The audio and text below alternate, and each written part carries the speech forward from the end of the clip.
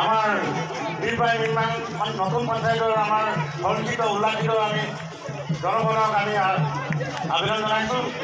সকলোৱে কি হয় হাতে ভৰি দেখা আবেদন জনাব লাগে।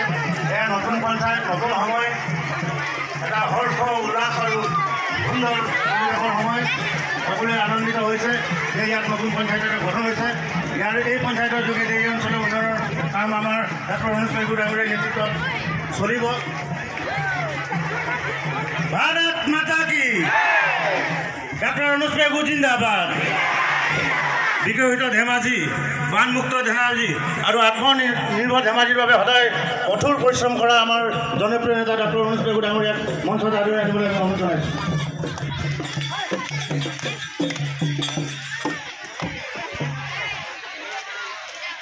আমি দুলেন পেগু ডাঙৰীয়াক আমি মঞ্চত আসন গ্ৰহণ কৰিবলৈ অনুৰোধ জনাইছোঁ। 4 নং গোগামুখ জিলা পৰিষদ সমষ্টিৰ জ্যোতিপ্ৰভা পেগু দলে আমাৰ মনোনীত প্ৰাৰ্থী তেখেতক আসন গ্ৰহণ কৰিবলৈ অনুৰোধ জনাইছোঁ। আমাৰ জ্যেষ্ঠ কাৰ্যকৰ্তা লক্ষ্মীপ্ৰসাদ বৰাজনী ডাঙৰীয়াক আমি আসন গ্ৰহণ কৰিবলৈ অনুৰোধ জনাইছোঁ। যুৱ মৰ্চাৰ জিলা সভাপতি আমাৰ সন্মানীয় পুৰশ চুতীয়া ডাঙৰীয়াক আমি মঞ্চত আসন গ্ৰহণ কৰিবলৈ অনুৰোধ জনাইছোঁ। আমাৰ মিচিং সাহিত্য পৰিষদৰ গোগামুখ সমষ্টিৰ প্ৰাক্তন সাধাৰণ অধ্যক্ষ ৰাজু পেগু ডাঙৰীয়াক আমি মঞ্চত আসন গ্ৰহণ অনুৰোধ জনাইছোঁ।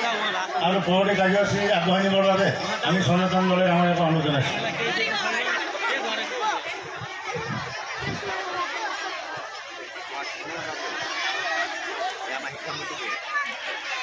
16 নং দীপপাই মৰিকেম গাঁও পঞ্চায়ত বঠিয়াই শ্ৰদ্ধাৰ ইতিমধ্যে আমাৰ মাজত আহি উপস্থিত হৈছেহি ধেমাজি বিধানসভা সমষ্টিৰ সন্মানীয় বিধায়ক তথা অসম চৰকাৰৰ শিক্ষামন্ত্ৰী ডক্টৰ অনুজ পেগু ডাঙৰীয়া আমাৰ মাজত উপস্থিত হৈ আছেহি। গতিকে আমি তেখেতক আদৰণি জনাম। আমাৰ মাজত উপস্থিত হৈছে 4 নং জিলা পৰিষদীয় সমষ্টিৰ সন্মানীয় সকলোৰে মনোনীত প্ৰাৰ্থী, সকলোৰে মৰমৰ প্ৰাৰ্থী জ্যোতিপ্ৰভা পেগু দলে বাইদেউ আমাৰ মাজত উপস্থিত হৈছে। আমাৰ মাজত উপস্থিত হৈছে ভাৰতীয় জনতা পাৰ্টি গোগামুখ মণ্ডলৰ সন্মানীয় সভাপতি দুলেন দিলীপ পেগু ডাঙৰীয়া। আমাৰ মাজত উপস্থিত হৈছে গোগামুখ পৰিষদীয় সমষ্টিৰ সন্মানীয় GM ৰাজু পেগু ডাঙৰীয়া, আমাৰ মাজত উপস্থিত হৈছে ধেমাজি যুৱ মৰ্চাৰ সন্মানীয় সম্পাদক সভাপতি শ্ৰদ্ধাৰ পুলক চুতীয়া ডাঙৰীয়া আমাৰ মাজত উপস্থিত হৈছে। আমি আদৰণি জনাবৰ কাৰণে ইতিমধ্যে প্ৰথম কাৰ্যসূচী হিচাপে আমি আদৰণি জনোৱাৰ কাৰ্যসূচী হাতত লৈছোঁ।